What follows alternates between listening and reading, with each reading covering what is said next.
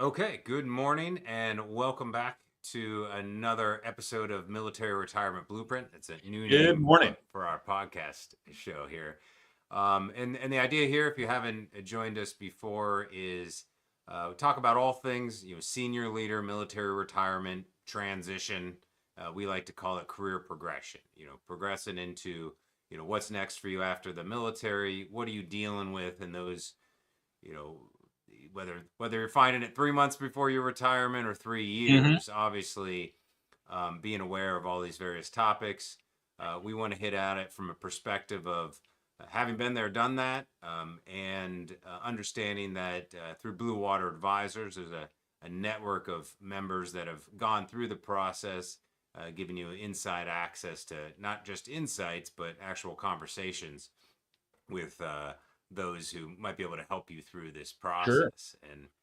And one of the topics that comes up obviously is what am I worth, Mike? And I know that from at US Vet Wealth, we're usually talking of what's the value of my pension? How do I protect it? Do I do the Yeah. survivor benefit plan or not? Yeah.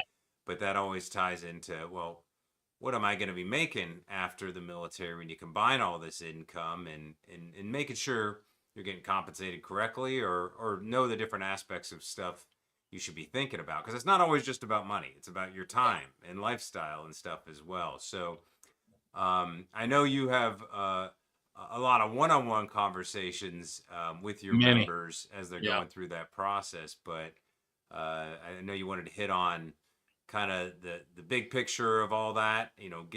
Have that conversation kind of one time here and go through a bunch. So I'll pass it Yeah. over to you and kind of let us know what you want to talk about today.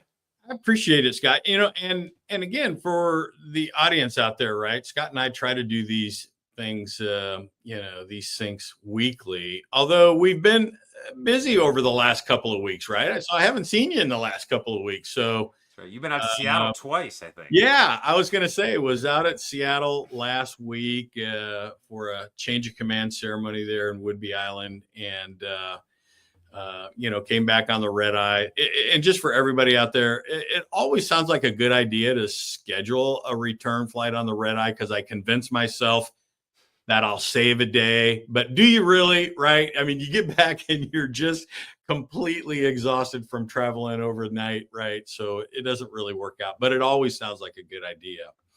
And then I don't think I shared with you, Scott. I was, last Friday, back in the office. Many of our members know, we've got an office down at the One Columbus building in Town Center, and the building is shut down. Scott, I went there and The whole building? not exactly sure. The whole building, power's out, everything, and it looks like a big water main exploded in the building. And so, I'm not exactly sure what that looks like, but it looked like a war zone in there. And uh, one of my partners, Joe Dalton, I reached out and called him, and he said, "Yeah," he says, "I was in there too, and it looks, kind of like a mess." And I'm like, "Okay." And so we're just gonna, which is why I'm kind of having this conversation with you from home, right? So it's just it's not conducive, right, to doing anything productive in there. So I don't know what the timeline on the repair looks like, but man, it's a complete mess. In, Well, in yeah, case you wanted to know. So that's how, yeah, I haven't been down there recently, but yeah, so I've missed you over the last couple of weeks, but it's good to get back on step. But thanks for the kickoff, Scott. And again, you know, here at Blue Water, we do go through these seasons of discussions. And what I mean by that is there are certain times, and I'm not really sure why. Sometimes, resume and targeting your resume and the tools available, how to do that. That is a very popular, and we'll go through a lot of members, who want to have those conversations. And then other times it's, plugging into networking. What are the best networking practices and how to do that, or navigating Blue Water Digital and how to plug in with additional members, in the Blue Water net. And but of late, it just seems like we have had a ton of conversations, Steve Weeman, myself, and the team, right, on members navigating the full spectrum of compensation discussions. And I kind of phrase it that way. It is a spectrum. And so I've just got a lot of notes that I just want to kind of, cover off on. But the first bit of insight, right, is, and Scott, I don't know, maybe we can tease this content out and create some kind of a product as a reference for members, right? That would be a great product if we could figure out how to tease this out. And I know you've got a great compensation calculator, if we get time at the end of this to kind of roll out. I'd really Yeah. like everybody to kind of take a look at that. I Stick know you, around to the end, and we'll go yeah, through that. We'd like to get some beta absolutely. testers on that. I Yeah. think it's a great, exciting product. So, but what we typically, when we talk about the spectrum of discussions in the compensation world, the first thing that we put out to members is you've got to prepare early. And again, what I mean by that is, if you find yourself having discussions or networking informationals with people in a company or industry, and you are well into this, meeting people, having these discussions about their job, their role and responsibility, etc., you're probably already behind the power curve, if you have not assessed what it is, your value, what it is you're looking for in value, because it often comes as a shock to most of our members that, very early on, and in many instances, first contact, the first person you reach out to, it is not uncommon for the conversation to quickly segue into something like this. So, Scott, tell me, what are you looking for compensation wise? Just generally, just what are you looking for? And 9 times out of 10, our members are caught off guard. They're like, wait a minute, I'm just plugging in, having an informational conversation. And I go, yeah, I get it. But every conversation you have, informational wise, including the very first one, you have to be prepared to have this conversation.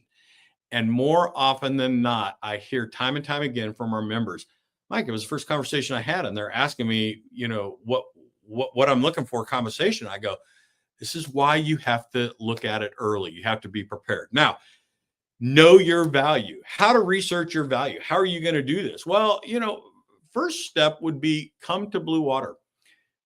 We have hundreds and hundreds of members, and hundreds of these individuals are landed throughout various different industries and companies. And we know what they have garnered, right, secured as compensation. So we can give members a fairly accurate assessment based on pedigree, seniority, company, industry that they're pursuing, right, geographic area that they're pursuing it in. We can dial you in very quickly on what your worth may be, which, again, I'm phrasing it that way because when our members research worth, it is not what you think you're worth, right? I tell our members, every cohort I ever give, I go, hey, listen, congratulations. Everybody in this room is worth $1 gajillion a year.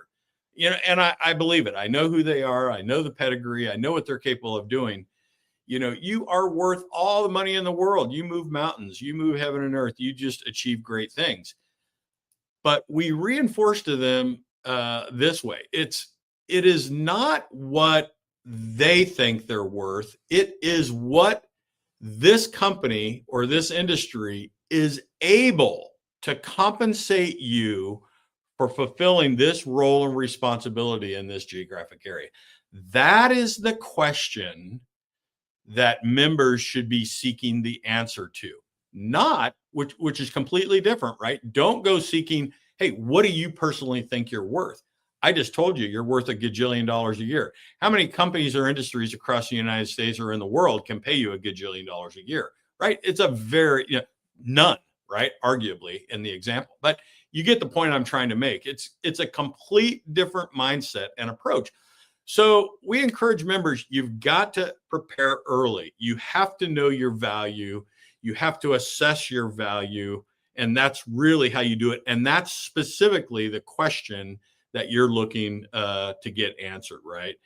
You need to know what these companies or industries that you are pursuing, what can they, right? What ability do they have to compensate you? And so that's really the first hurdle out there. prepare early, understand your value, right, and know how to pursue it. And really, first stop is come to us. Come to us here at Blue Water. We have a repository of information, right, and we can absolutely share with members and future members what that value looks like and how these companies are going to value you, right? So, Yeah, go ahead. yeah, let me just kind of make sure I'm understanding it Yeah. properly. So it's about, of course, you want to know your value, what you're not willing to work for, of course, but then just doing the little bit of research and just understanding what is that company going to be willing to pay if you want to be in this particular city, because it might be same company, different city, they might be able to pay more or less, right? So That's being exactly aware right. of It's that, locality pay. Yeah, you're yeah, absolutely right. and then also understanding kind of what role you're at and what the ranges are for that role. And right there, you've already got a few data points so that you can have a general answer as long as you know it's congruent with your own value, and you can throw out a number that would work for you, and that Well, might yeah, end the conversation quickly, but maybe that's a good thing. So you're yeah. not No, going down too many. that's a good segue. And so as we talk about the spectrum, right? We just wanted to start it off with you have to prepare early, right? But this is why. And it looks like Hey, we've got Michael. somebody joining, right? Oh, Michael from Italy. Welcome. yeah, we got a bunch of people watching right now. Yeah.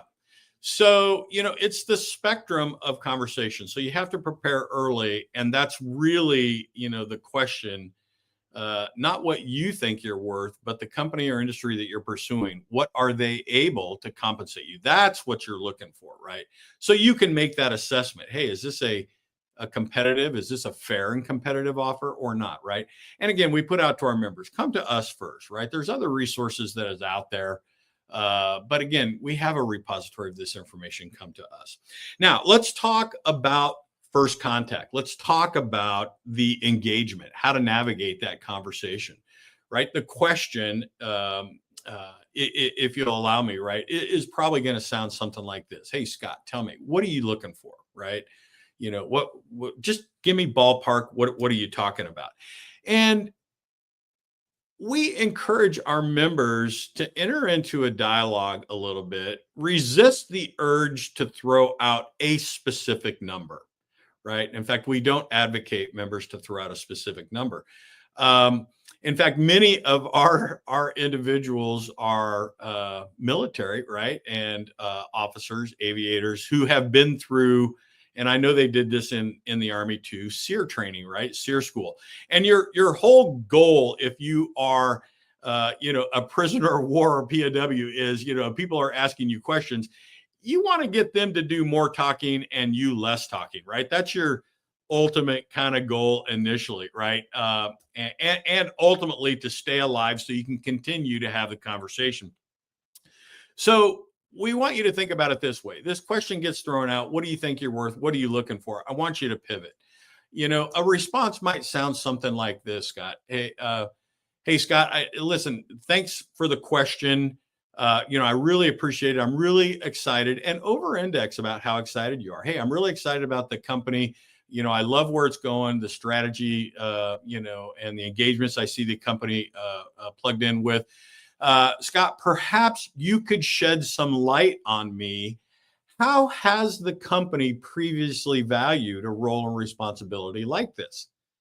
And then I want members to be quiet.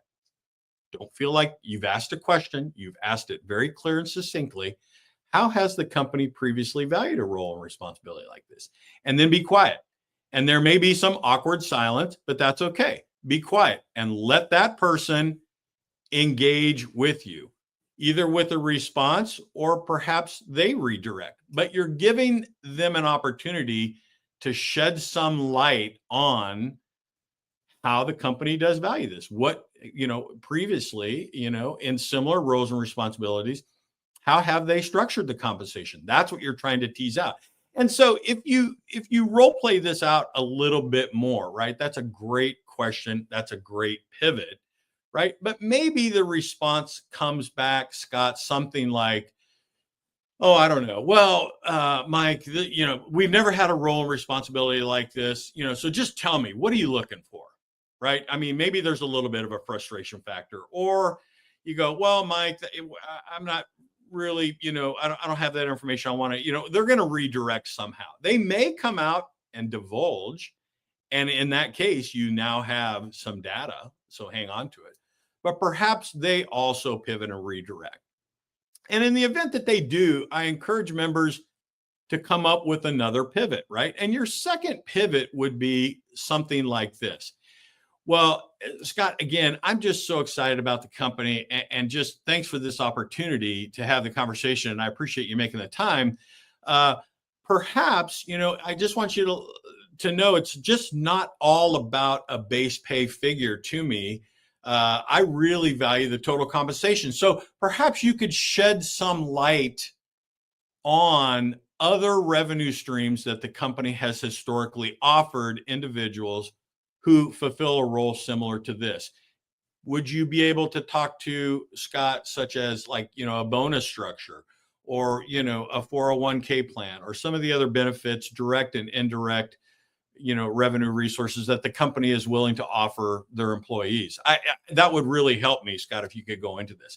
Again, your goal is try to get them to talk more about direct and indirect compensation streams, and you talk less. And I want you to listen as a member and take good mental note. You with me on that? So it's a means to get them talking, and you listening more on this. Now, if we continue to role play this, right? You've been asked a question, you pivoted. You've been asked another question, you pivoted again. Now you have to read the room. You got to read the body language, right? Either you've frustrated somebody beyond belief, right? And they're not getting an answer from you. And if that is the case, then this is where your early preparation is going to pay off, right? You're going to divulge not a number, but a range. Never a number, and a range. And your range that you're willing to divulge, right, needs to be thoroughly vetted, researched, right? And we can help with this. And I like odd ranges. And there's a science, there's a math to this. Like, let's just say in this example, hey, Scott, yeah, I'm quite certain we could probably align on a base pay figure somewhere around 157.5 to 167.9. Right? I'm certain we could probably align on a base pay range there. And I want you to take note of the words and the deliverable, right? I'm quite certain we may be able to align on a base pay range of this, right? Now, this is where your early prep and research is going to pay off, because your number, right, and what the company can compensate you needs to be within this range, or you might index it maybe a little bit north of that, but certainly within a standard deviation of, of pay ranges out there. So you now have stimulated, right, this range, odd numbers, right, that is perceived by the hiring manager, the person you're having the call with. Wow, you've done your homework. You really have, right? That's typically how it comes across, which is why we have members deliver their message in this regard. The other most important thing I want you to understand is you are preserving your ability to negotiate further. And you're saying, well, Mike, how did you do that? You just threw out a range. And if they come back and they go, okay, and they throw out a number within the range, then aren't you done? You are talking base pay only. You did not throw out any discussion on any kind of a bonus structure, a signing bonus, an annual bonus, a performance bonus. You didn't mention anything about any other direct or indirect forms of compensation that the company is able to offer you, right? You didn't negotiate any kind of paid time off. You didn't negotiate anything else in this deliverable that's going to satiate the person asking the question. It was a base pay and it was a range. Are you with me? So let me pause there, and I just want to make sure that makes sense to you. Any questions? Did I miss anything on that, or what? No, that seems pretty clear. What about work from home? Is that something that would tie in here at some point?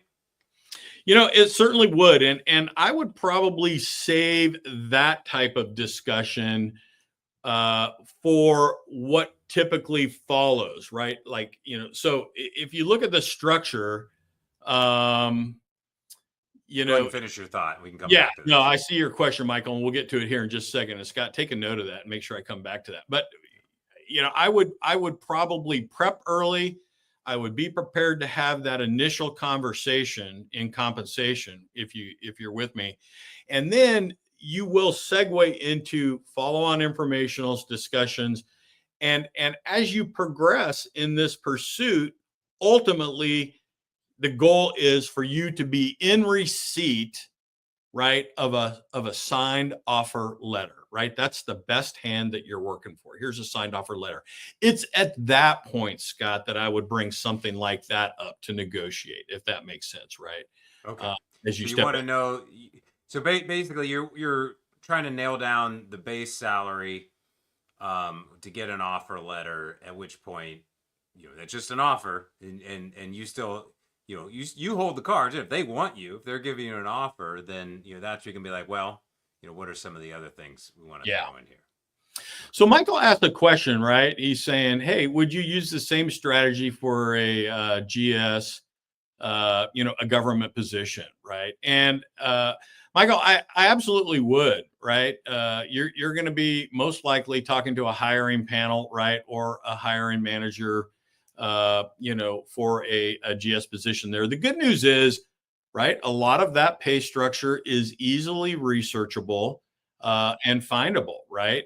You may have to adjust the GS pay scales for locality pay. For example, a GS 15 role here in the Norfolk Hampton Roads area is typically different than what we will see, what they would be able to secure in compensation for a GS 15 role up in the Washington, D.C. area of same step, right? So, there is a locality pay into that, right?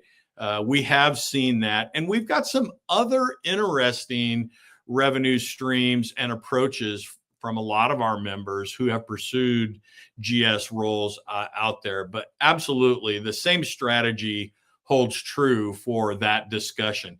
And if you think about it this way, Michael, it holds you in a very good stead, meaning you're on professional footing, right? Over index. Hey, you guys, I'm really excited at the opportunity. I think my hard and soft skills set really align to what the organization's looking for. Perhaps you could shed some light on, how has the organization previously valued this role and responsibility? In the GS example, has the organization historically been able to assess, inbound talent at a step 3 or 4? Maybe you can comment on that, right? In other words, you're asking those questions, about the role and responsibility. And that's a great segue to my next topic here, Thanks, Scott. Michael. So, Question. yeah, go ahead. You got a question? No, I was just saying, thanking Oh, Michael for adding a question. yeah, For others Mike, listening, if thanks. you got questions, drop them in the chat. But again, I alluded to what you're working for is an offer letter, a signed offer letter. Until then, I just want to be real clear with everybody and our members. Everything is a positive leading indicator. Hey, Mike, I had a really good conversation with somebody. That's great. Encourage them to come back with a signed offer letter. Hey, Mike, I just had my first informational call with somebody at Microsoft, and they asked me about compensation. I really think this is going good. It sounded like an offer's coming. Well, in the example we're talking about, they're just trying to assess if you're in the same ballpark, right? Hey, are we talking apples and apples, right? What you're looking for, is that something that we can meet before we decide we want to invest a lot of time and conversations with you, right? So it helps to kind of keep it in perspective, right? And hopefully this is a good reference for members to reflect back on as they're navigating this spectrum of compensation discussions. But let's go forward now and say, okay, you've now received a signed offer letter. And Scott, that's exactly what you're looking for, right? Until then, you're going to say things like, hey, Scott, I really appreciate the conversation. that discussion really excites me. I look forward to an opportunity to deep dive that in a signed offer letter. Right? You're letting them know, right? That's what you're looking for. But again, you're driving conversations to the signed offer letter. Now, in this case, you're the recipient of a signed offer letter, and as you're looking at the signed offer letter, this is really your first opportunity, right, to seek some quiet place, open it up, and read it word for word, line for line, because this is the company's written offer to you, right? And as members are looking at this, and as you're starting to think about what you're going to negotiate, I want members to wrap their head around this. And I want you to remember, it's not just about base pay. It is rather about the total compensation makeup of the offer. So you're probably sitting there thinking, Scott, like, what the heck is Mike talking about, right? I mean, they're going to offer me $175,000 a year, so I want to negotiate $175,000 a year. In fact, I will tell you, I just had a conversation the other day. We had a member pursuing a very good offer. He says, "Hey, Mike, I think the company, I'm not thinking, I'm reading it to you. Hey, they offered me $190,000 a year. But I really had my heart set on about 205 to 208,000. I thought that's kind of was my target and what I'm looking for. So tell me how I'm going to go back and negotiate base pay and how I'm going to get that number up to that." And I'm like, okay, well, let's tease this out a little bit. Let's have this conversation. You're on $190,000 base pay offer. The company also extended to you a 6% matching on a 401k. Well, what is that? That's just under 12 grand on top of that, right? As long as you buy into the program, which our members have the ability to do that. And oh, by the way, they offered you a $5,000 signing bonus. And the company also extends to you a 5% annual bonus, right? Not performance-based, just an annual bonus if you're longevity pay. And I said, so you're already over your $205,000, $208,000 target that you were looking. You tracking with me, right? Like, and he goes, "Oh, yeah, I guess you're right. I didn't think about it that way." Okay, stop. It's all about total compensation, right? Don't just focus on your base pay because you're missing the total compensation worth of the signed offer letter. So let me just stop right there and see if that makes sense. I think, coming off of active duty, it's common to, you see on your LES housing allowance, special bonus pays and all that. But when it comes to, what is my, rank and time and service paycheck, it's always just based on that pay scale. And we forget that total compensation is total compensation. So, go back and use the DoD total compensation calculator to get a picture of, what amount of income are you getting that one isn't taxable, and now of course will be when you replace it. But you got to understand the bigger picture of, what's your time worth as well, because now time off is going to be absolutely different. You don't have as many you don't have that 30 days guaranteed leave. Don't have necessarily the same holidays. No, you're absolutely right. But hey, real quick, we got one more question. I think you've hit on this earlier, just in general, but just to clarify, this is all happening in some form of an interview, I'm guessing, right? Yeah, this would probably be, if you are in receipt of a signed offer letter, you with me? That probably is, at the completion of an interview cycle. And for Eduardo here, very rarely will individuals bring up compensation in the middle of an interview. It typically happens, as we discussed, very early on, right?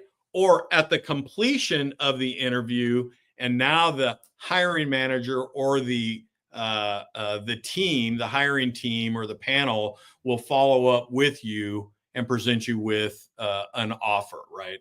Hey, we loved it. So just let me just say this. in the case, Eduardo, where if the hiring manager did bring up compensation in the middle of the interview itself, I would approach it with the same rules of thumb that we talked about on your pivot language. For example, if Scott was interviewing me and Scott in the middle of an interview says, Mike, what are you looking for compensation wise? Hey, Scott, I think that's a really interesting conversation. Perhaps you could shed some light on how the company has previously valued this role and responsibility, before my arrival. Could you shed some light on that? Well, Mike, I don't have that information. Just what are you looking for, Mike? Hey, you know what, Scott? Again, so excited to have this conversation with you. I would really love to learn more about the company's direct and indirect revenue resources and how they approach that, how the company approaches that with employees such as myself fulfilling a role or responsibility. In other words, pivot, and be quiet, pivot, be quiet, give them a chance to divulge that information. And then again, if push comes to shove and you're upsetting, read the body language. Mike, just tell me, what are you looking for? Well, now you're into that range discussion, base pay centric only, and leave it at that. Okay.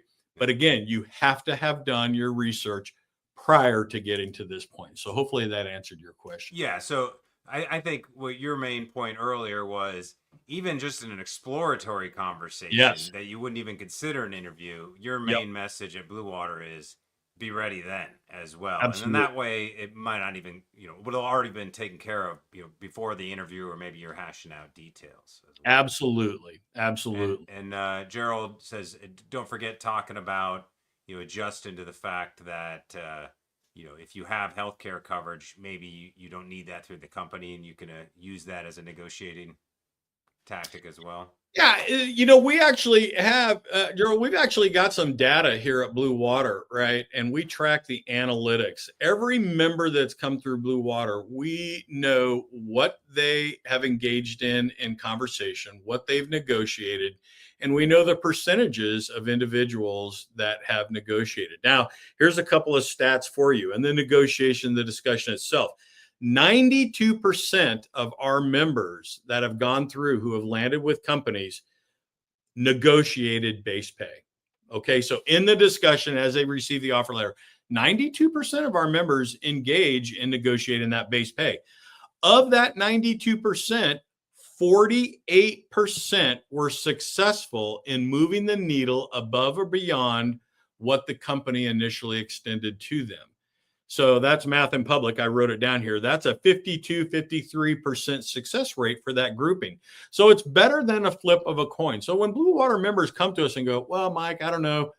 I don't know if I should negotiate this or not. I'm going to tell you, well, listen, 92% of our members do. And of that grouping, 48% are successful. Yeah. So just analytically, I'm going to encourage you to take a look at the offer. And if it's not already overly indexed to an overly fair and aggressive offer, I'm going to encourage you to negotiate it. And perhaps here's probably the biggest stat that we have, in our analytic repository. 0%, zero members have ever lost a job opportunity for entering into a negotiation. You with me? I mean, and that's worth calling out, Scott, right? Because don't live in fear of this, right? Understand it, understand the flow and the dialogue that we're laying out here, how to approach it and how to have the conversation.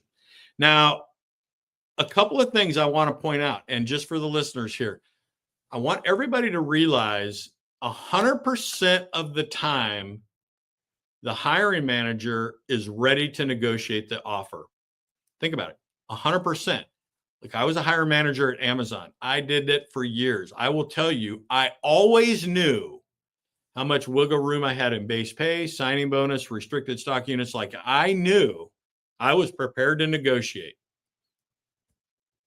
It's the person that you're interviewing who holds the hammer on starting that conversation. You with me? They get to decide whether or not you enter into the negotiation. If a person that I'm interviewing, I extend them an offer and they come back and they say, okay, I'm not gonna encourage them to negotiate. You with me? I mean, that's, hey, Scott, aren't you gonna negotiate with me? I'm ready to have the conversation. I'm not gonna say anything, but don't misread that. As a hire manager, I'm 100% of the time ready to have the conversation. Let me. I always like to put myself in the other person's shoes in this kind of situation. So, what's in it for the hiring manager to, as a negotiator? Like they're working on behalf of the company, but it's not their money; it's the company's money. It's the company's. They just know their range. So, why would they give someone a hard time on negotiation? Worst case scenario. Well, if you're think about it this way, if you're a hire manager and you have laid out a budget, right? And I'm looking at the budget and I understand I'm getting ready to build a new section of a team Okay. of mine and I've got a finite set of funds and if I plan well, let's say at the end of the year I can hire 10 people, right? And if I'm really successful, if I squeeze that money and I go further and negotiate aggressively, or am unreceptive to negotiations coming in, maybe I'm able to hire 11 people, Mm-hmm. right? So as the hire manager, I'm protective of my budget. But as the individual seeking the job, listen, and I love your language, and it's a great segue that I'm going to get to when you're actually having the conversation. Remember, it's never, I want this. Can you give me that? It's always, has the company historically been able to? Hey, Scott, can you tell me, has the company historically been able to provide a signing bonus for a role and responsibility such as this? Hey, Scott, is the company willing to consider a signing bonus of 3 to 5% for a role and responsibility that we're talking about here, right? You're building that separation, right? I got to tell you, when somebody comes to the table and they go, Scott, I want this. Are you willing to give me that? Man, don't get me into the headspace where I'm thinking this is my own checkbook, right? Because it's not. This is all about the company. It's a third party discussion, and that's how members need to approach this. Okay. So that's a great segue. Your approach, right? Let's talk about the approach and how to have the discussion. And we already kind of alluded to it here. It's a third person dialogue. It's never I or you, right? It's always third person. Hey, Scott, I'm just really excited at the conversation here. Listen, I think this is a great fit for my hard and soft skills. Really, really looking forward to an opportunity to join the team. However, I did have a couple of questions. Perhaps can you shed some light on, has the company historically been able to, and then fill in the blank, right? That's a great segue to build that third party language into what it is you're looking for, how to have the talk. Again, I can't tell you how important it is to over index. Be positive, right? Be excited. You're about ready to pursue, one of the company's largest expenditures of capital, hiring an individual. That is hands down the most expensive effort that companies will engage in. So be excited. Hey, be happy. You've made it this far. You're negotiating an offer. Look, I believe this is a good fit. I'm excited to get in and raise the bar. I'm excited to get in and deliver results. Thank you, Scott. This is a very fair and competitive offer. However, I did have a question. Has the company historically been able to, right? Or is the company willing to consider an amendment to the base pay offer of whatever you extended as an offer? Has the company, or is the company willing to consider an amendment to the base pay by 3 to 5%? Now, notice, not only did I talk in ranges, but I talked in percentages. Now, let's go back to like negotiating one-on-one and pivoting. What did we do with that deliverable? Well, I forced the individual to have to do math in public. He's going to go, oh, wait, Mike just asked for 3 to 5%. Okay, well, I offered him 190,000, so 3% is, you with me? Like, he's going to quickly get into this and he's like, well, man, I'm not even Sounds sure. like a smaller number. Yeah, I'm not even sure how to answer this question because he's got to get it. And what did you do? You're in charge of the conversation now. I'm driving the timeline, right? I'm doing it because I force this. I've already done the math. I already know what I asked for.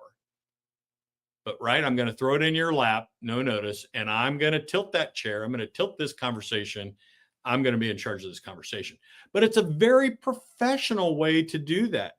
And it's not perceived as being, overhanded or anything like that. It's just, Scott, we're having a great conversation. Hey, man, I'm really excited. This is a wonderful opportunity. Hey, do you think the company would be willing to consider a 3 to 5% adjustment to the base pay offer? Right. I mean, man, it's non-threatening. I just, and it's not you. I want this. It's not you. Can you give me this? It's, hey, we're talking about the company, and the company's over here. You and I are just talking about the company. Would the company consider that? Right.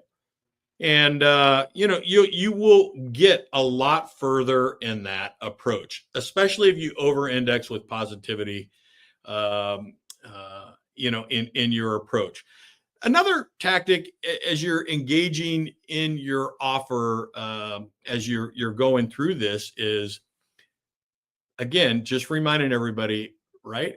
I want you to break it down. It's a base pay. It's a signing bonus. It's a performance bonus. It's an annual bonus. It's a 401k. It's, to the previous question we had, it might be about medical benefits, right? I put out to all our members, everything is negotiable. But if I want to pivot back and specifically answer the last question we had, individuals that are negotiating, we have, here it is right here. Okay. Negotiated medical benefits. 63% of our members have negotiated medical benefits, right? But less than 1% have been successful in moving that needle or getting something. So if you go to a company and you go, hey, look, I don't need your medical plan in the company. I have, I'm a veteran and I have TRICARE. So I would like to get an additional $20,000 in base pay, right? Members will come to me and they'll ask this question. And I'm going to go, okay, recognize how companies put together medical plans. It's a sunk cost. They're paying for medical coverage for their employees, whether you take it or not. You with me? Yeah. It's a benefit, right? Now you can always ask the question, but we don't have members find great success with that. Here's another one.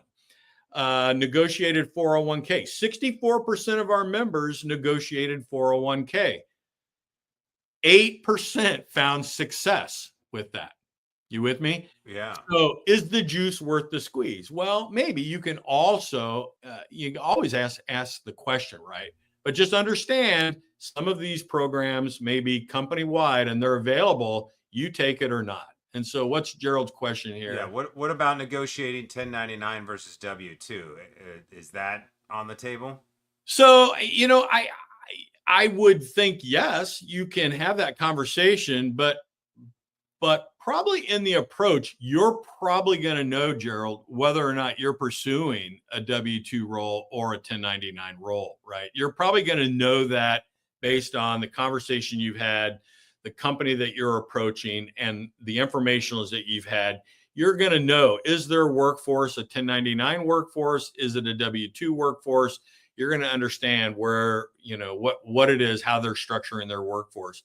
But if it's a 1099 workforce and you want to ask the question, hey, is the company, or great question, has the company historically been able to ramp any of its 1099 employees to an FTE environment, a full-time equivalent or a W-2 environment?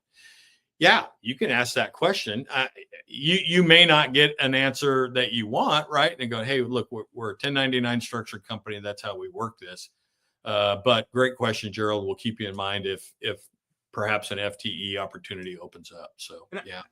I think that goes back into, knowing what's important to you. If not getting company health care, like for me personally, I wouldn't want anything to do with, big picture or a big healthcare. So yeah.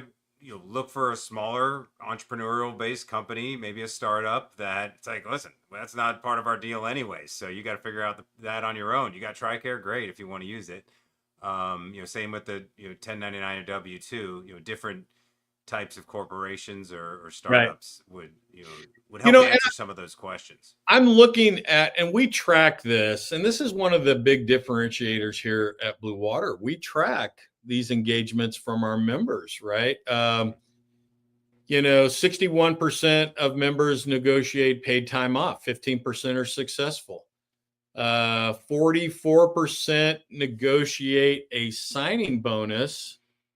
Hang on here, let me look at it. Almost 30% were successful.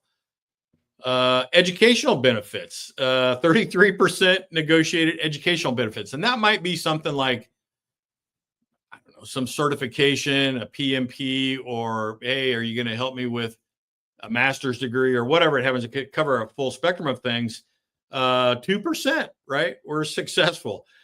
31% negotiated vacation PTO, 6% were successful. Here's an interesting one. 19% negotiated a cell phone stipend. Hey, I'm going to work for a company, right? And, I'm going to be using my cell phone doing company business, right? Or when I go overseas, you expect me to be reachable on my cell phone. So I have to pay T-Mobile for some overseas plan for the 5 days I'm going to be over there. I'll cover that cost, right? 6% were successful in that. Yeah, if you expect me to answer the phone when I'm not in the office, Yeah. I'll be paying for that bill. Here's transportation allowance, equity in a company, restricted stock units, salary review window. That was interesting, right? I mean, 10% of our members say, hey, at the end of some periodicity in time, I want to make sure you're going to come back to the table and we're going to renegotiate my salary annually, right? So I love that we track the analytics here, right, on this. So when members come to us, nobody cares what Mike Wallace thinks, and I love saying that. But when I can say, based on 400 people who have gone through, of that grouping of 05s, 06s, or 07s and above, 91% negotiated this and 48% were successful, right? That means something analytically. That's just math. It's not my opinion. This is the data that we see. So I think it's a good place to stop on this, Scott. Hopefully we've got a few gems out there on how to have the conversation, how to engage in this, the analytics, how to leverage us as a resource in this discussion. And again, just remember, right? Third-party language. Another good strategy is when you're having negotiations, start with the easy yes. Start with the easy yes. Like, what might be an easy yes, right? Hey, Scott, perhaps you can tell me, is the 401k, plan for the company, is that available to all employees? Right? Does the company differentiate that, or is that available to all roles and responsibilities with the company? Well, no, Mike. Yeah, it's you get them talking, right? I mean, ask the low hanging fruit, right? Ask easy stuff, right? Get a couple of those easy asks in there, and then you go right into, Scott, I was hoping you might be able to shed some light on this, on the base pay offer, which, oh, by the way, is incredibly generous. Thank you very much. I'm really looking forward to an opportunity to join the team.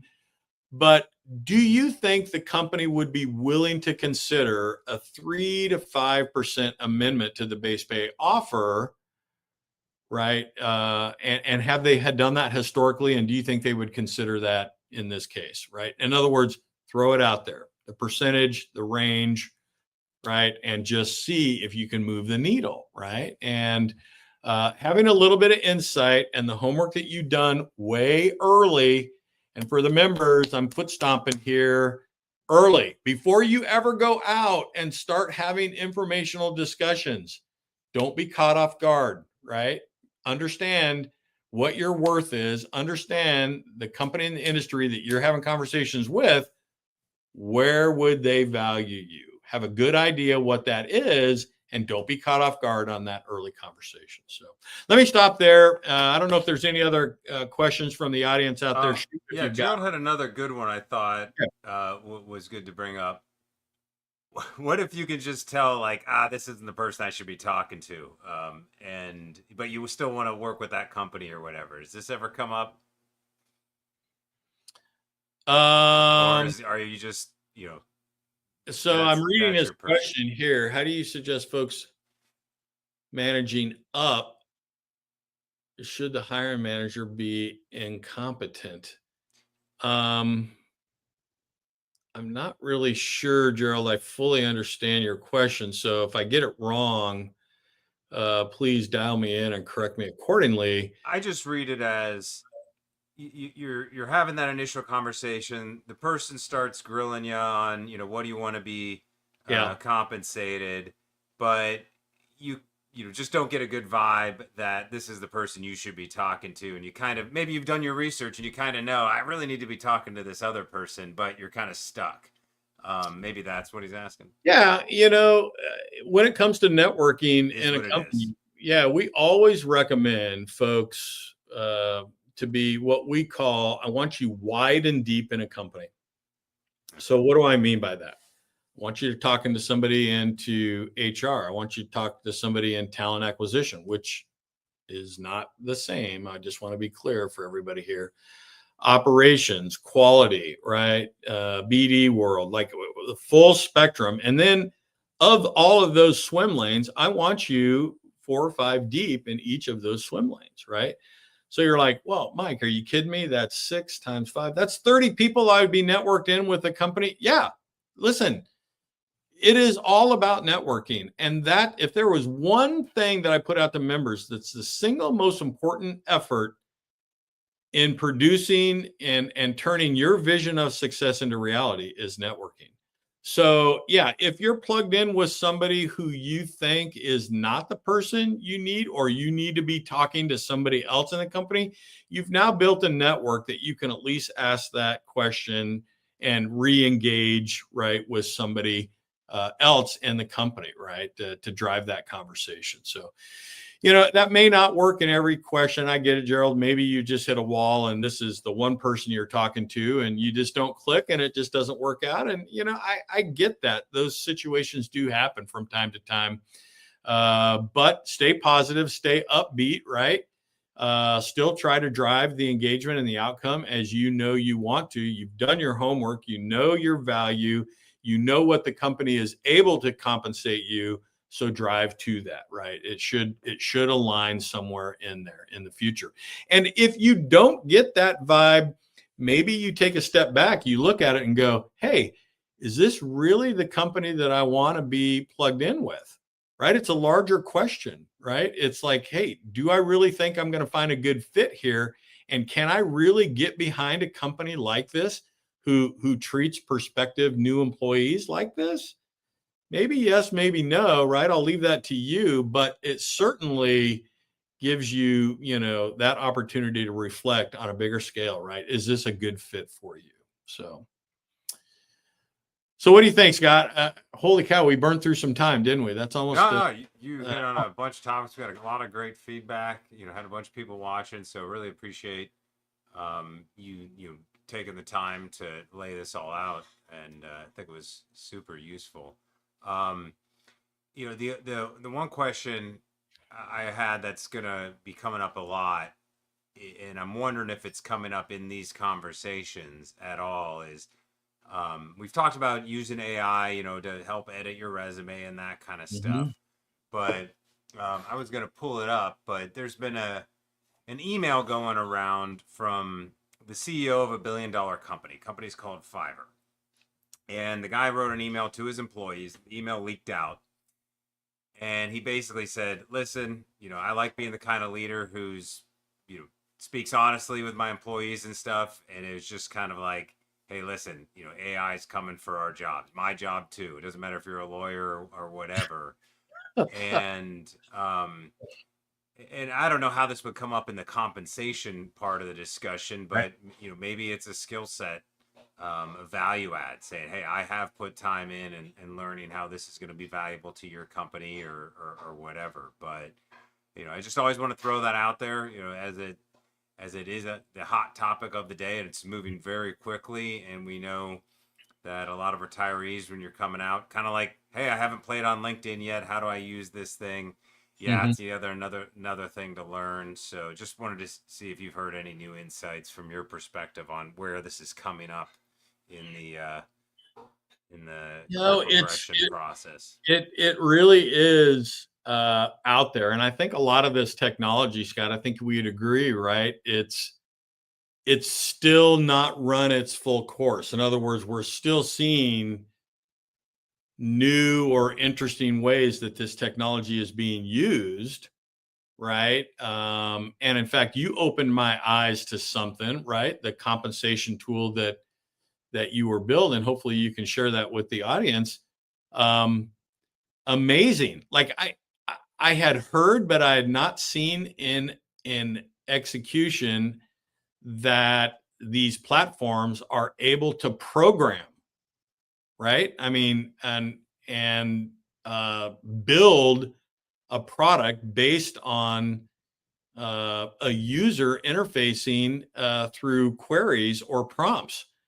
And for the audience that you're looking at this, and Scott, you built it. I don't want to speak for you, but this is a product just like that, right? I mean, Yeah, you asked and you gave it parameters, and it built this product, right? That we're looking at right here. yeah, because we obviously think this will be valuable to Blue Water members, my clients as well. And, always trying to understand what's your value. And so I'm looking for beta testers. So if you would like to, Oh yeah, play around with this with me, give us some feedback on how it could be more useful. Um, hit me up, and we'll sit down a time to go through it. But what I was able to create is something that will look at your rank, what your specialty was, and what your clearance is, what kind of sector you want to be in, um, what your leadership experience level is, and yeah, I think the idea is it'll kick out just various data points on helping you think through your process. So what I don't know is how this would be useful yet in individual situations. So that's where I want to kind of play around with people to see, how would we potentially use this. Um, hmm, but I think obviously Blue Water members who have gone through the process already could say, "Oh, that would have been helpful if I would have known this or that." So yeah, but fascinating that we can now build out um, not just using it for, I like to use it for thinking through ideas, brainstorming, sure, um, you know, editing existing content, even the thumbnail I made for this YouTube video. I right. wrote in an idea this morning, and it popped out a little cartoon for me. It's like that's better than me spending 45 minutes on Canva, trying to get stuff to line up. So, you know, Scott, I look at this tool and, maybe sidebar for us, right? We have an incredible growing compensation database. yeah, I wonder if we could take a tool like this and I know this sounds kind of strange, but give the tool access to the yeah, compensation database. And then what could we extract from it? yeah, Right? we could do that. I Some, could some, I could some train it generality. on your data specifically and Yeah. customize it for that. And then, that would be uh, a means, right, for Blue Water members to ask a question, engage, but now they're drawing insight from our database, right? And I think that's kind of exciting. So lots of Absolutely. possibilities. Well, thanks for sharing that. Yeah. That's all. So, a little hint on kind Yep. of, how we're, you're already doing with Blue Water Digital. Stuff like this is just, being more creative on, what might be relevant, in the moment to play around with. But, Yeah. um, yeah, various ways to think about, getting data. Obviously with government jobs, those are more specific, so that's a great point as well. But so yeah, I'd love to think through ways of doing that for anybody who's interested. But Yeah, Michael's cool, note man. on USA Jobs as well there too. You're right, Michael. The reason that we started tracking so closely all this compensation for exactly the case that we alluded to, right?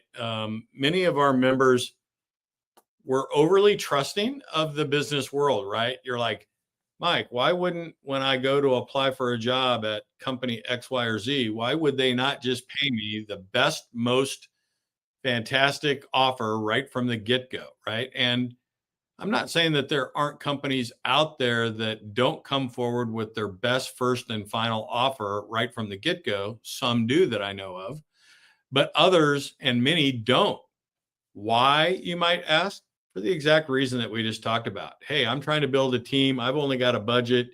I think I'm going to be able to hire 8 or 9 people, but man, if I stretch it, maybe I can hire 10 or 11, right? It's business, right? I want to get more, bigger bang for the buck. And so, in this new world, this at will work environment where you will step into, um, we know as hiring managers, everybody on my team, not everybody is making the same.